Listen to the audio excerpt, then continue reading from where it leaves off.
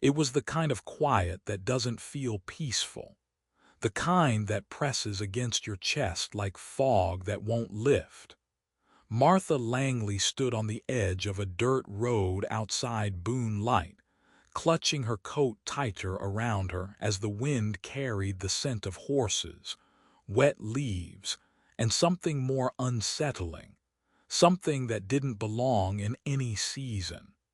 They were standing there still as fence posts, three boys with burlap sacks over their heads and their hands tied behind their backs.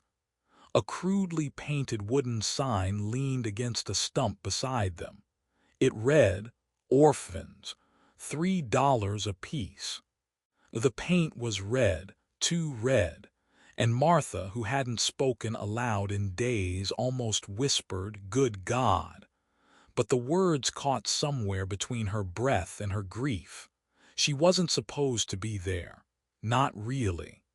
She'd left her farm that morning only because the silence had gotten too loud. Ever since Thomas died, she'd been floating through days like a ghost, sleeping in her rocking chair because the bed still smelled like him. No one expected her at the post exchange. No one expected her anywhere anymore. A small crowd had gathered, but it wasn't a crowd that did anything. Just murmured, stared, and occasionally shook their heads like the sight was unfortunate but not theirs to fix. Someone laughed, one of those cold, corner-of-the-mouth chuckles that means, "Not my problem." Martha's boots crunched the gravel as she stepped closer, not out of bravery, out of something older than fear, something maternal and half-buried. She didn't know if it was pity or fury or some twisted echo of longing, but she was moving before she realized she'd left the group behind. The boys didn't flinch, didn't tremble, just stood there breathing. One of them was so small his knees shook just from standing. Another was barefoot. The third had a long scar down his wrist that wasn't even trying to heal. She knelt down. The sign was close now, close enough to touch. She wanted to rip it in half, wanted to scream, but all she managed was a whisper, "Who did this to you?" The smallest one twitched at the sound. She could see the sack shift just slightly, but no answer. Martha reached for her pocket. She didn't have money, not really. Just enough for flour and coffee. She had planned to spend it on forgetfulness.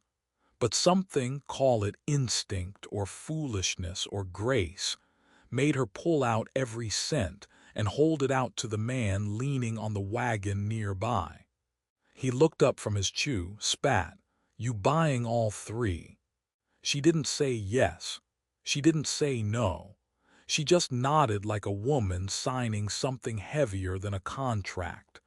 The man shrugged and took the coins. "Don't come running back," he said, already turning away. "They ain't housebroken." Martha stepped forward. Her hand trembled as she reached for the first sack. But before she could touch it, the boy, no more than 9 maybe, spoke. "Martha Langley." The name floated out from behind the burlap like a prayer or a ghost. It wasn't a question. It wasn't shouted.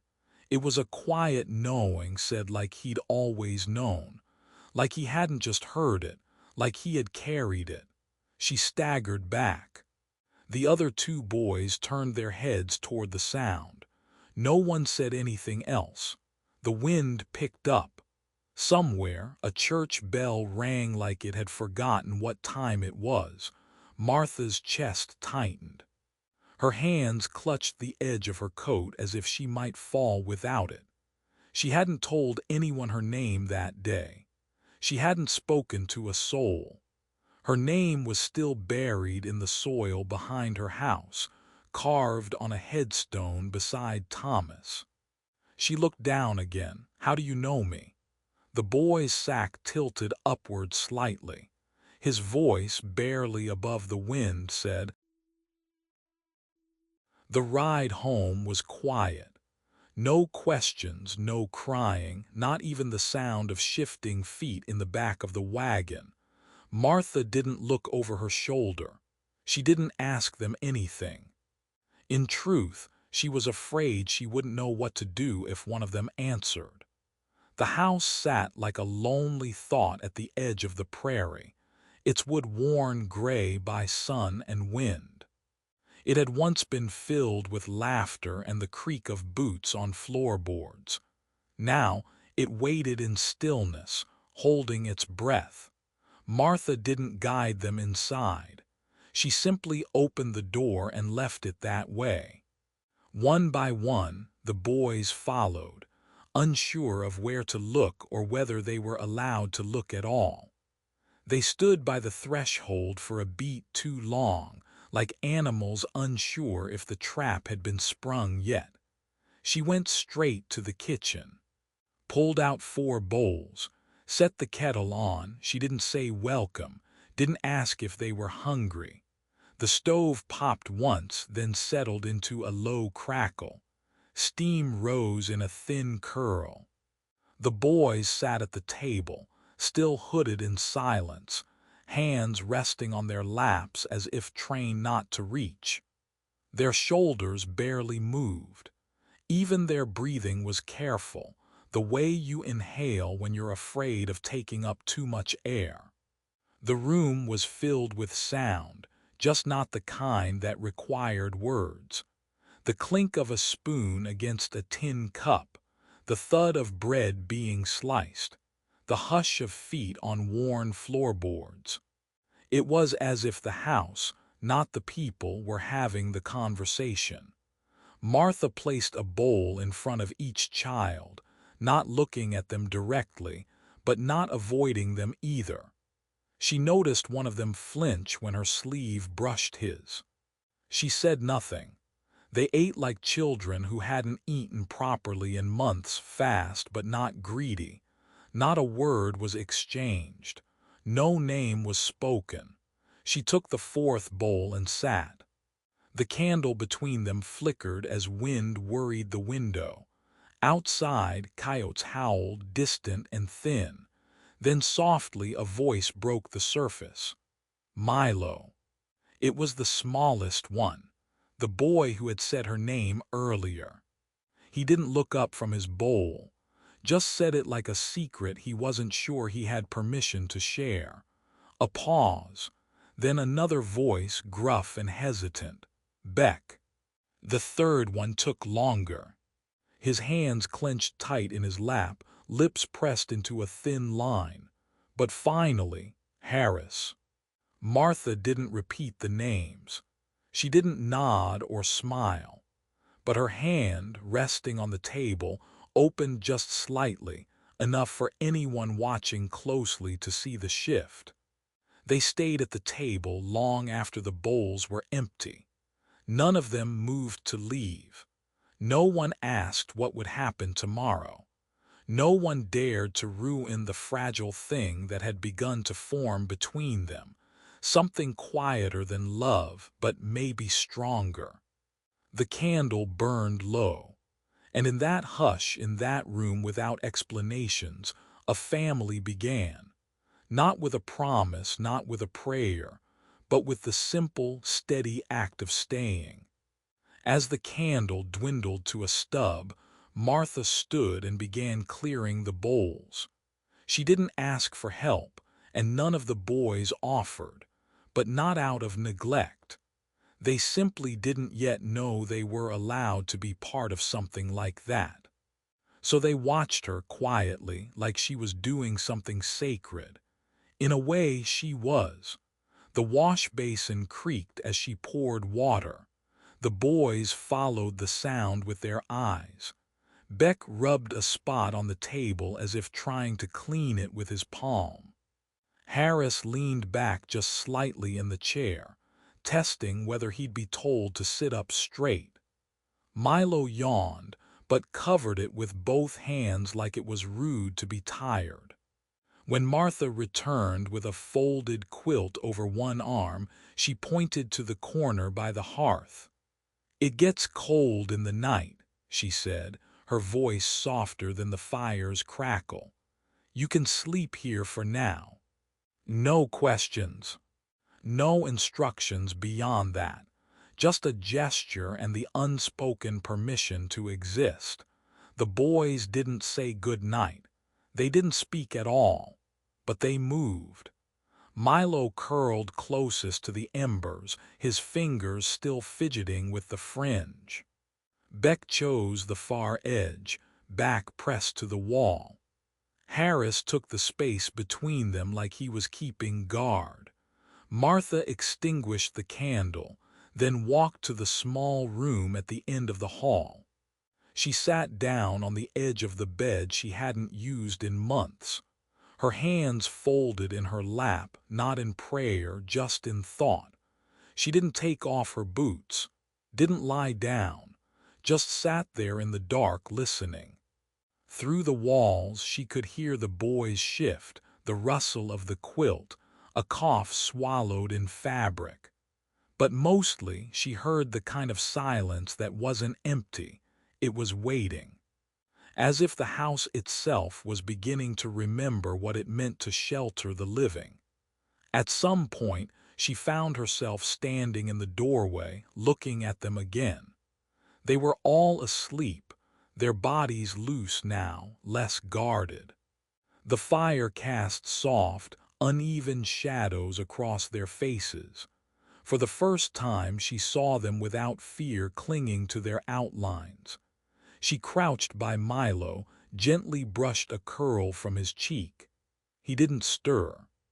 Her fingers hesitated in the air before retreating. Back at the table, she poured herself a second cup of tea, though it had gone cold, and sat facing the empty chairs. Her reflection stared back at her from the dark window, faint and hollowed, like a version of herself from some other life. She thought of Thomas, of the way he used to hum while chopping wood, of how he would have looked at these boys and said nothing but built an extra cot that night. "I don't know what I'm doing," she whispered into the room. The room didn't answer. But somehow the weight in her chest loosened. Not gone, but not unbearable either. She stayed there for a long time, eyes half closed, as the house settled around her like a worn coat rediscovered after a harsh winter. And though the night was long and the fire dimmed to embers, something unseen kept the cold from taking hold. Something like the breath of children asleep in safety. Something like the presence of names newly spoken.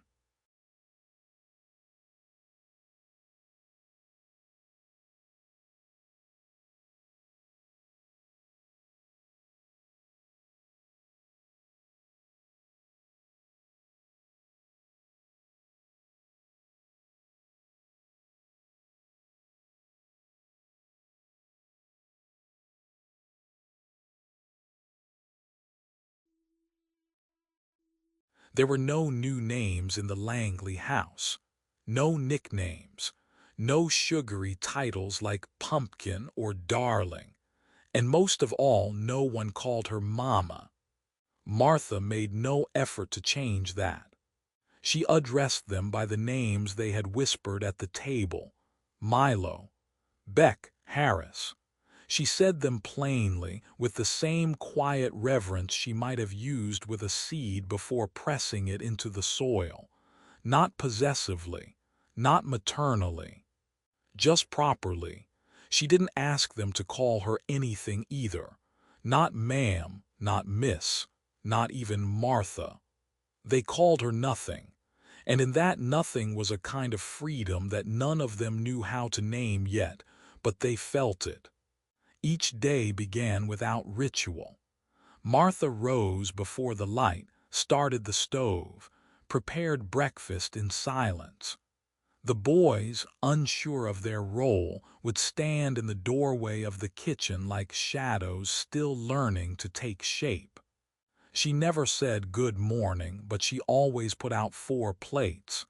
They ate, They watched, they waited. She gave them space, intentionally, perhaps painfully so. She didn't hover, didn't instruct.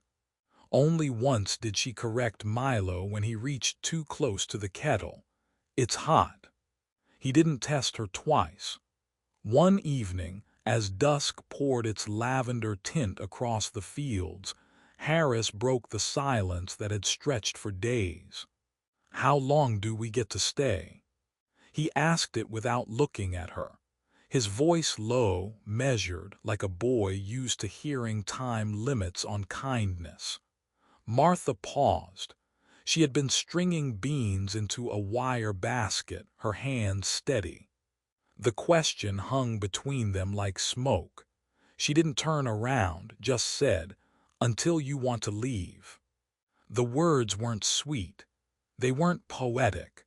But they landed soft and heavy, like a blanket thrown over cold shoulders. She didn't watch his reaction. But later that night, when she passed by the kitchen, she saw all three boys sitting around the table, still dressed, still awake. Nothing in their hands, nothing to do, just there. Waiting, perhaps, to see if she'd send them away now that the work was done.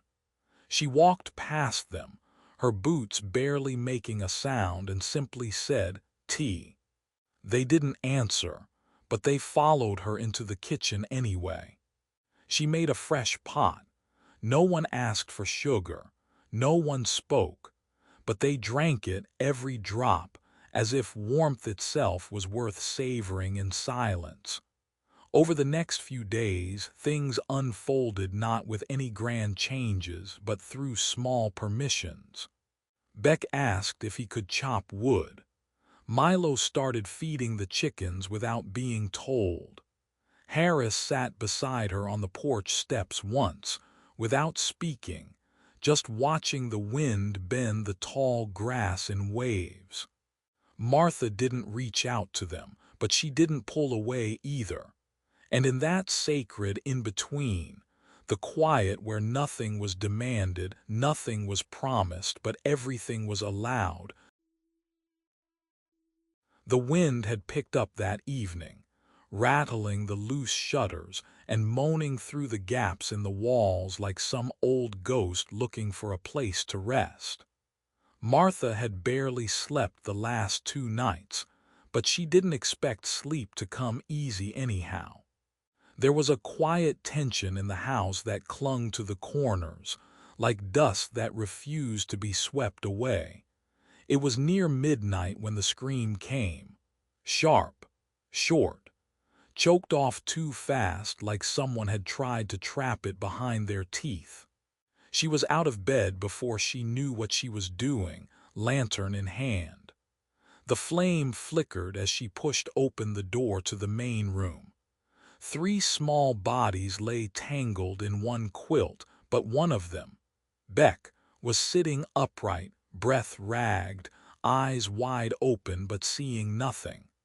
Milo stirred beside him, groggy and confused. Harris shifted and curled in on himself like instinct had taught him to make himself small during chaos. Martha knelt beside Beck without a word. She didn't touch him, just waited. His voice, when it came, was a rasp. "I dreamed he was back. He always smelled like rope." Then silence again. Martha didn't ask who he was. She didn't press. Some stories don't need to be spoken aloud to be understood. Instead, she stood and padded back to the kitchen, lit the stove with the practiced motion of someone who's done it 1,000 times, and put on the kettle. Beck followed minutes later, drawn by the faint sound of fire and the promise of something warm in a cold, terrifying night. He sat across from her, his arms crossed on the table, forehead resting on them. He looked older than a child should. His body thin, yes, but it was the eyes that betrayed him. Eyes that had learned too early how to scan for danger in every corner. Martha placed a mug in front of him. Didn't say it was tea. Didn't say it was okay.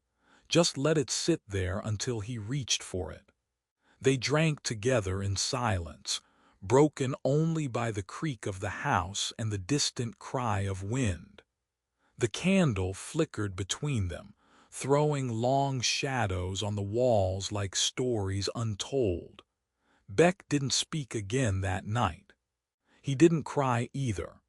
But when the tea was gone and the silence had stretched long enough to feel like a kind of peace, he set the mug down, stood, and without looking at her, said, "Thanks." Martha didn't nod, didn't smile. She simply reached over and turned the mug around, letting the last heat seep into her palms as he walked back to sleep. Long after the sound of his footsteps faded, she stayed at the table, eyes unfocused, the mug warm in her hands. Some wounds didn't bleed. They whispered. They waited. And that night, in the soft ritual of sharing warmth without explanation, something wordless passed between them, a promise not of safety, not yet, but of presence. And for a boy who still dreamed of rope, and a widow who once prayed for someone to say her name, that was enough. Martha stayed at the table long after the mug had gone cold again. Her hands, knotted from years of soil and sorrow, rested on either side of the cup as if bracing for a memory she wasn't sure was hers. She had seen that look before, eyes wide, not in curiosity but in knowing. Beck hadn't just had a nightmare. He had remembered. She didn't know the man who smelled like rope. Didn't want to. But she knew the kind of scent he carried, sweat baked into shirts, tobacco chewed raw, the fray of old fibers soaked in whatever soaked into men like that. And she knew what it meant when a child woke up afraid not of monsters, but of something real enough to leave a scent. The fire in the stove had burned low, but she didn't stoke it. Let the dark come. Let the quiet stretch. In her mind, she pictured Beck not as he had appeared in the wagon or in her home, but as he must have been before. What kind of boy had he been before rope became a warning? Had he liked birds? Did he hum when nervous? Had anyone ever called him good boy without asking something first? She didn't realize she'd fallen asleep at the table until a soft sound woke her, footsteps. Morning had nudged its pale fingers under the door, and the house was stirring. Beck stood in the doorway, not hiding, not slinking in, just standing, eyes clearer than the night before, lips pressed but not trembling. He didn't speak. Neither did she. But when he walked to the stove and opened the firebox to add kindling, Martha didn't stop him. He moved like someone who'd done it before but never been allowed. Milo and Harris shuffled in moments later, their hair tousled, eyes still puffy. They didn't mention the night's cry, didn't ask if anyone was okay. They just sat, and Milo reached for the bread without waiting for permission. Martha poured tea into 3 cups and didn't flinch when Beck reached for one before she could slide it over. The ritual had changed. Something had shifted. There were still no soft words, no hugs, but Beck sat closer than usual. Milo nudged Harris when he dropped a crumb. Martha didn't look through them but at them. Later, when the boys went outside to gather kindling, unasked, again, Martha stayed behind and touched the rim of Beck's cup. Still warm. She closed her eyes. Not all healing came with laughter. Sometimes it came with quiet mornings, the smell of firewood, and the absence of a scream. And for now, that was more than she had ever hoped to give.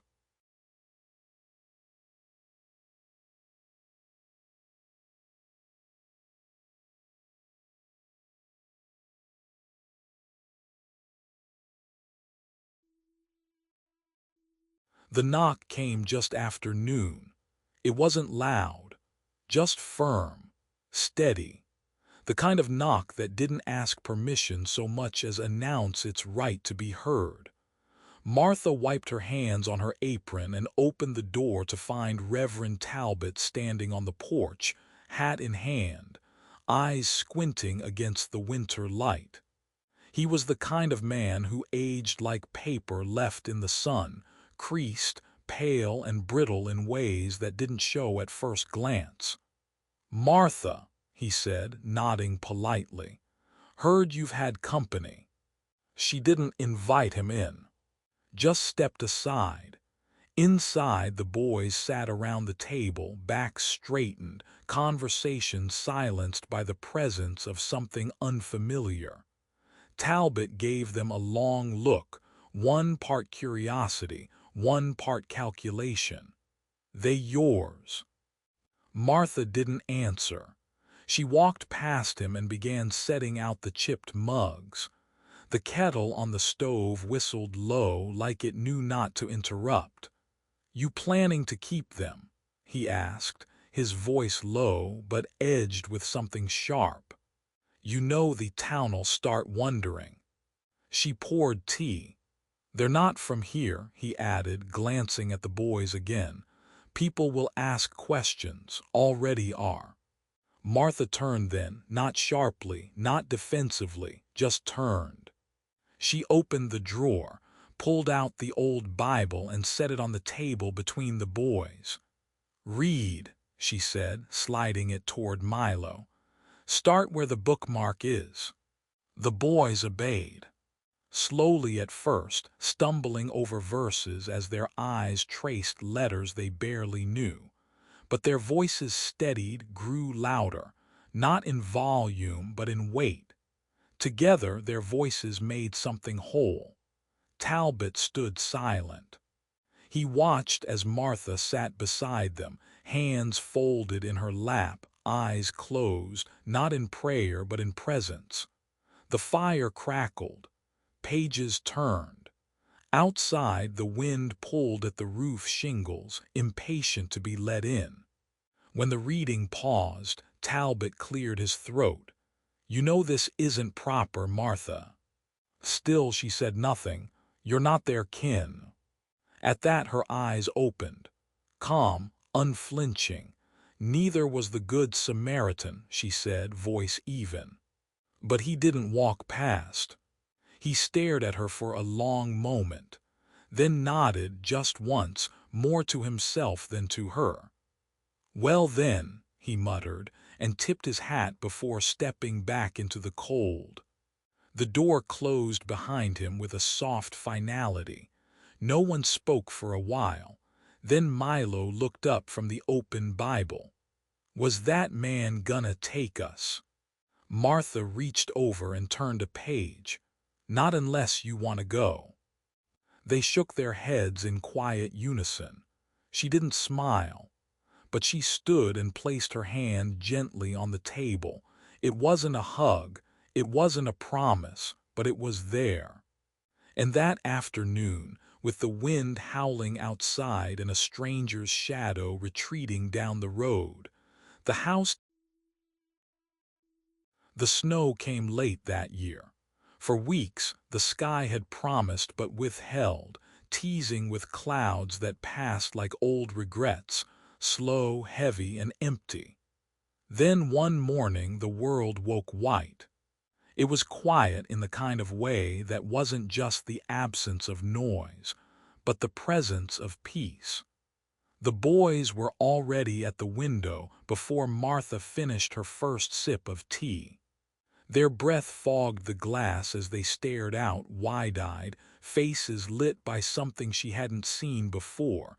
Not survival, not suspicion, wonder. "Can we go out?"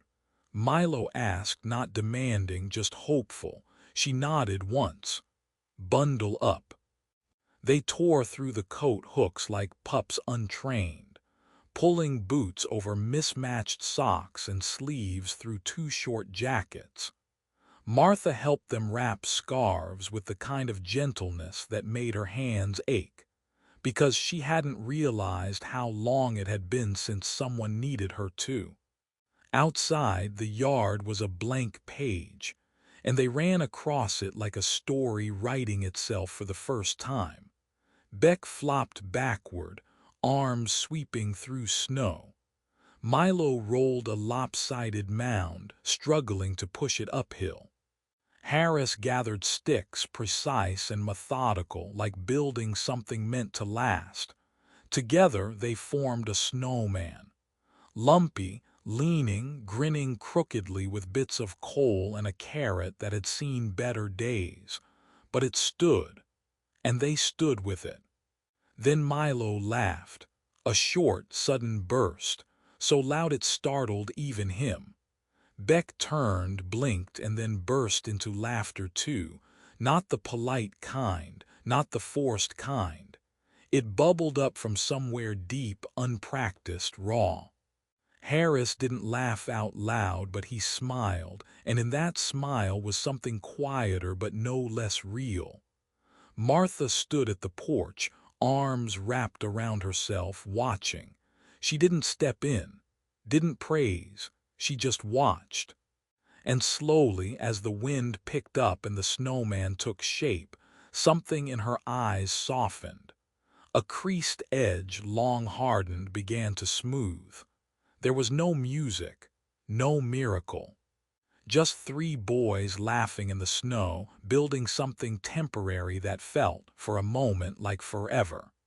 Later, they came in soaked, cheeks pink, boots dripping on the floor. Martha had soup warming on the stove. No one said thank you. No one needed to. As they slurped quietly, elbows brushing at the small table, Milo glanced up. "Can we name him?" "Who?" Martha asked. "The snowman." Beck grinned. "Let's call him Rope," he said, then looked startled at his own boldness. But no one flinched. Even Martha didn't react until she gave the smallest nod. Snow melted. Days passed. The snowman leaned further each morning until one day he simply wasn't there. But something else stayed. In the house, in the way the boys touched things now, less cautiously, more fully. In the way they said good.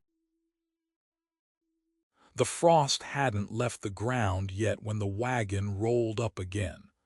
Dust, even in the dead of winter, seemed to trail that man wherever he went, dust and silence. He didn't knock this time. Didn't need to.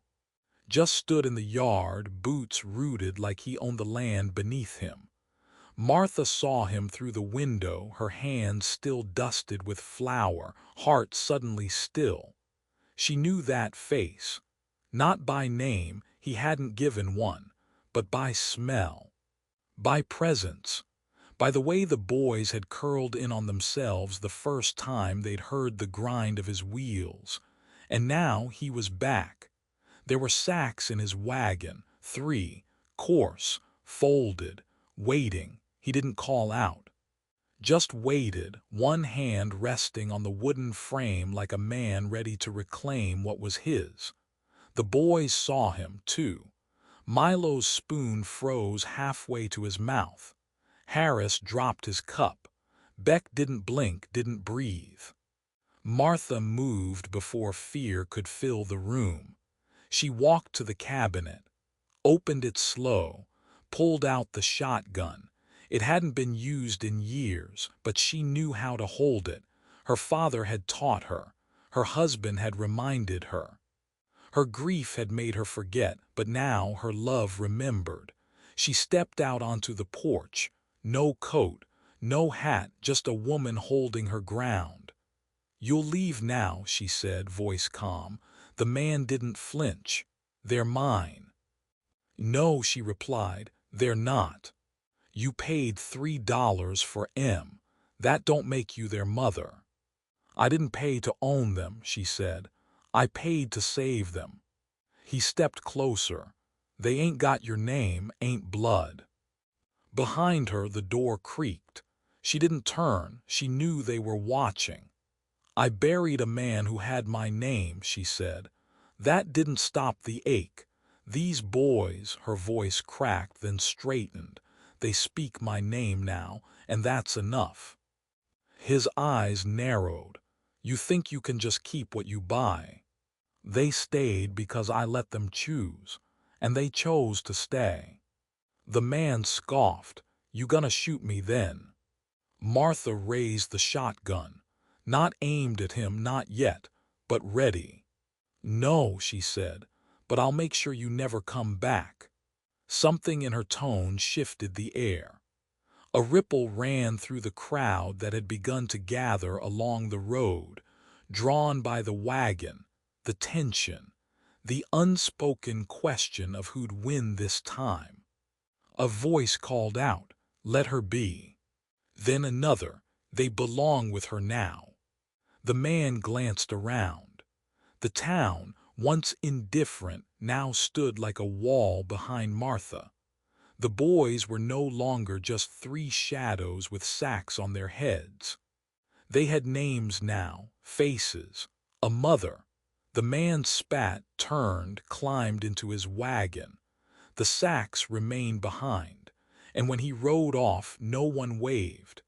Martha didn't lower the shotgun until the wheels were gone from sight. Then slowly she stepped back inside. The boys hadn't moved, but Beck met her eyes. "You meant it?" he asked. She set the gun down gently, every word. Milo walked over, laid a hand on the hem of her dress. "I never want to see that sack again," he whispered. "You won't," she replied. And as the sun dipped lower, washing the sky in quiet gold, Martha lit the stove, set the table, and for the first time asked the boys to wash their hands for supper. Because they were.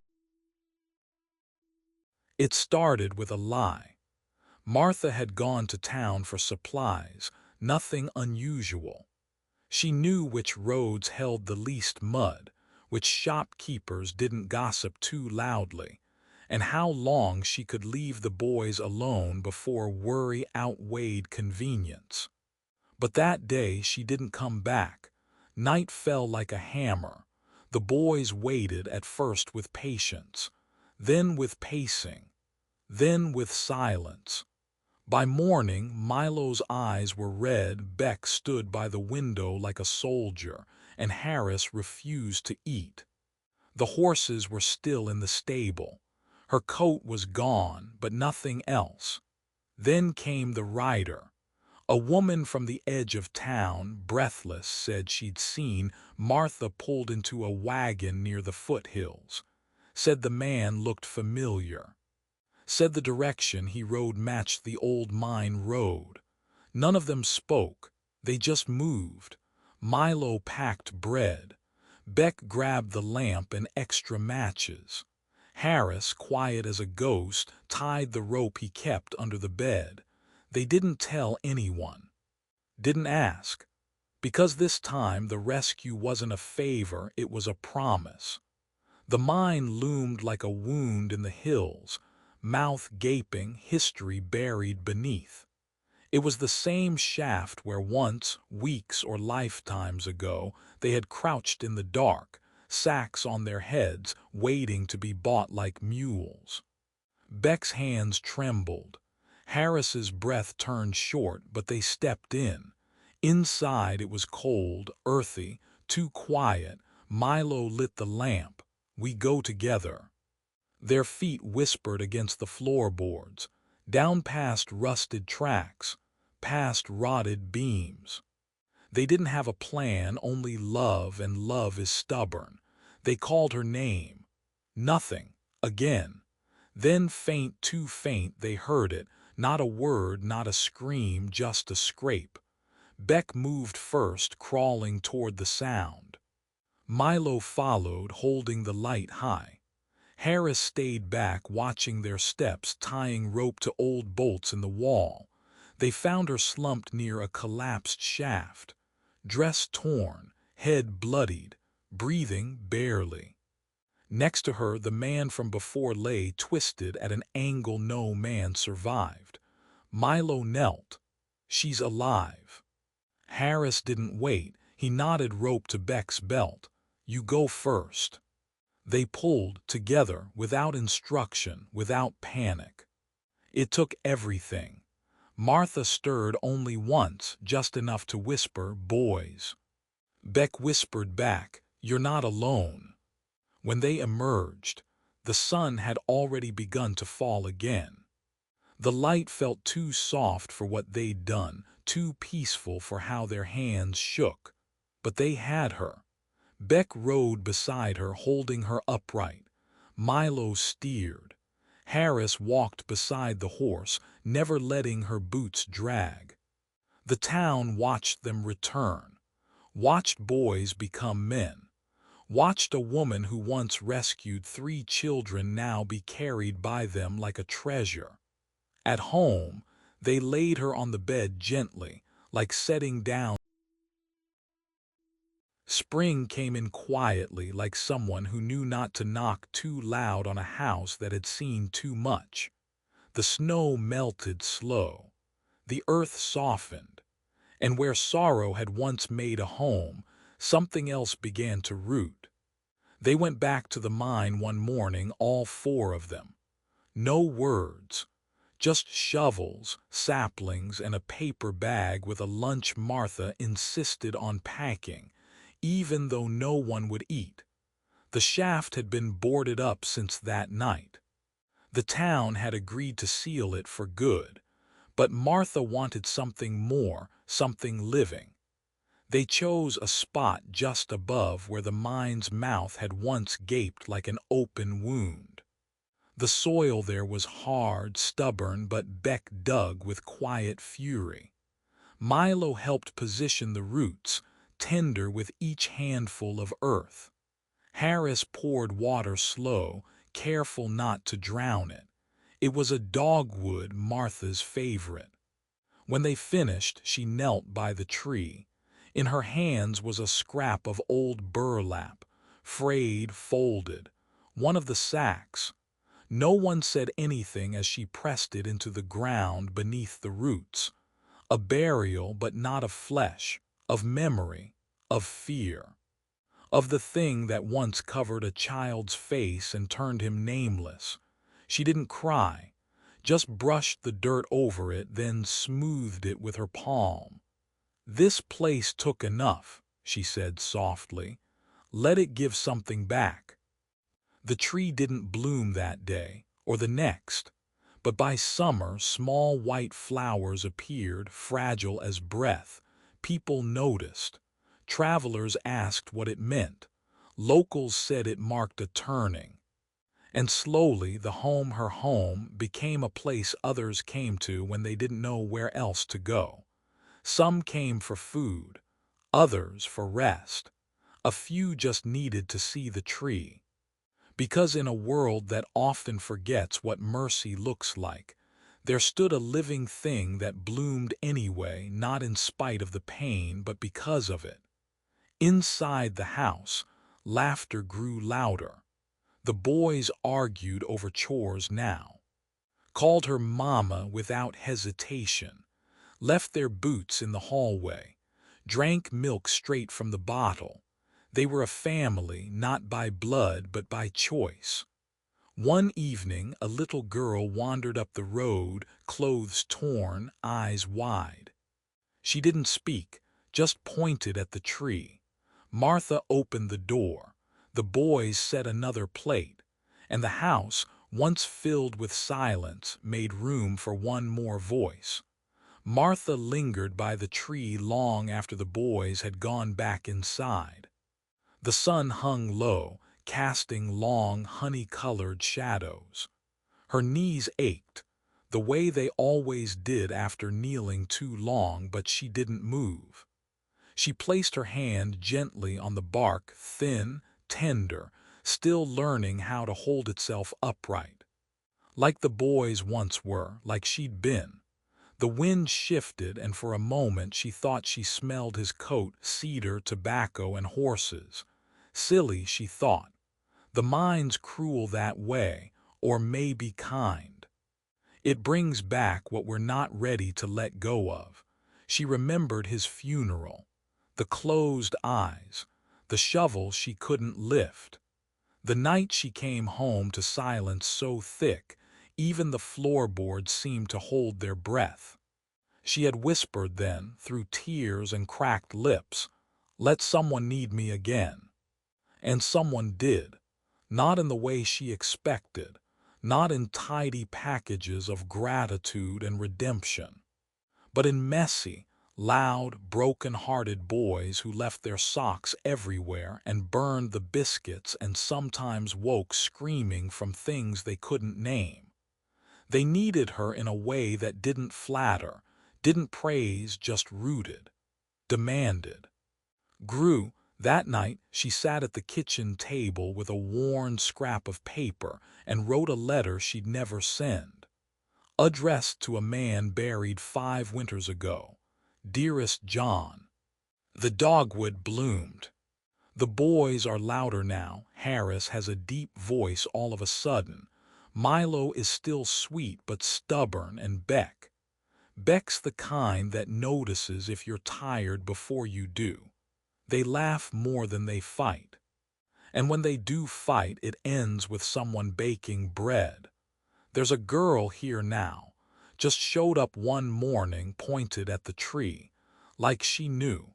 It's strange, I thought losing you would be the end of my story. Turns out it was just a turning. I miss you. I tell the tree sometimes. Maybe that's why it blooms so early. With love. You're Martha.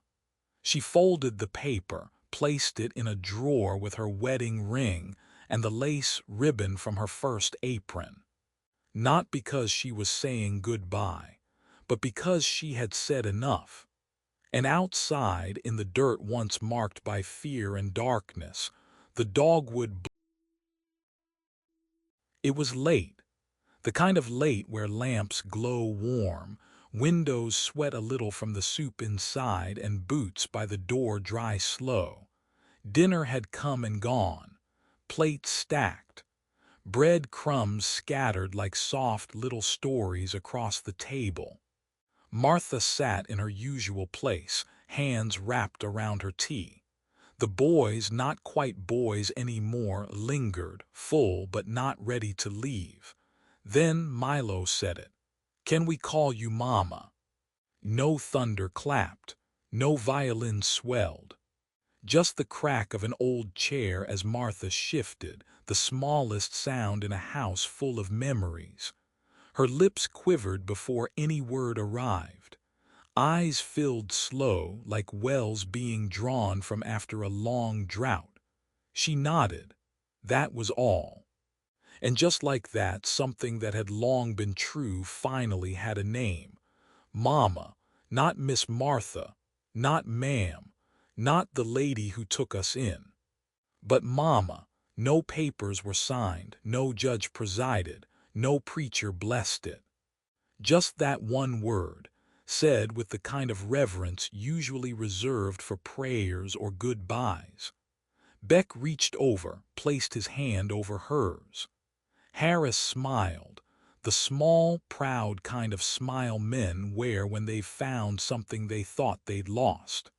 Milo leaned his head against her shoulder. They sat there a while, quiet. Later that night, Beck stepped outside. The stars above the barn blinked like they were learning to breathe. He looked back at the house, the crooked shutters, the squeaky porch swing, the light in the kitchen still burning, and something in him wanted to tell it right. So he did. Years passed. The tree grew tall, casting shade over the front yard. More children came. Some stayed a while, some just for a meal, but all of them left with something stitched back inside them. Beck told their story, not in speeches or books, but in kitchens and barns and on long rides where silence begged for memory. He told about the sacks, the mine, the snowman, the first laugh, and about the woman who never asked where they'd come from, only if they wanted to stay. "She saved us," he would say, almost reflexively. But once when someone asked her, she shook her head. "No," she said softly, "they saved me." And those were the words he carried longest, because before them she was a widow digging through silence. After them she was a mother with a house full of voices, not by birth, by choice, by hope, by second chances. And if you ask Beck today, older now, lines around his eyes deep as plowed fields, he'll smile and say, "She didn't just give us a home. She taught us how to live." And somewhere, maybe in spring, maybe in the hush before dawn, that old dogwood still blooms, not because it must, but because someone once whispered, "Let someone need me again." And someone did.